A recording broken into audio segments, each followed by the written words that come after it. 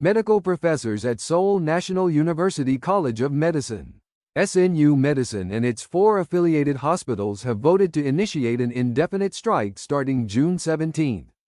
Despite the government's attempts at reconciliation in their ongoing dispute with the medical community.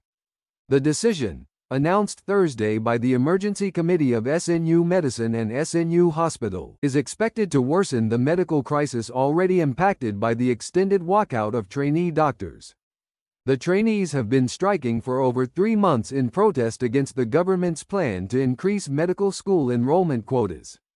According to the Emergency Committee, 63.4% of the 939 professors who voted were in favor of starting a general strike.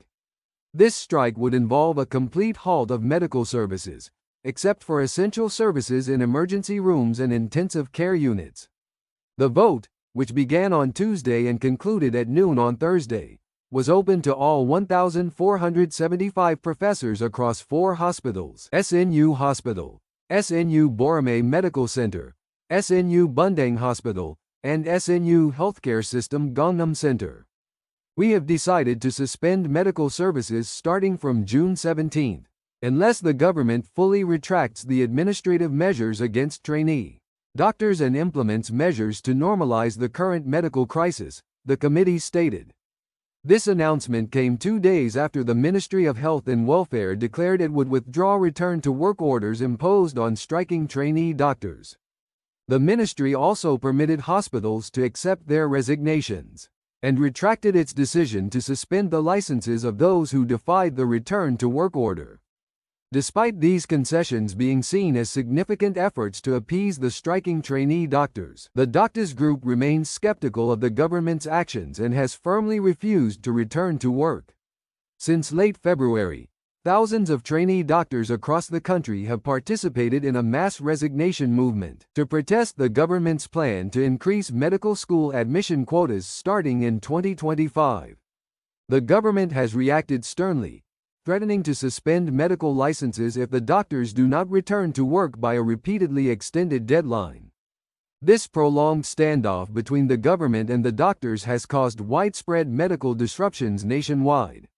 The director of SNU Hospital announced that he would not allow professors to take mass indefinite strikes.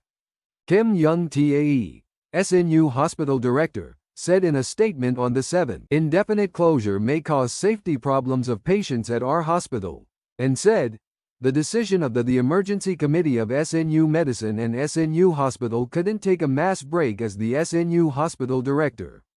Hospital Director Kim said, "Our first duty is patient care," adding, in particular, the suspension of treatment at our hospital, where the majority of patients suffer from serious diseases such as critically ill patients and cancer patients, could be fatal for patients, and SNU Hospital will lose the public's trust.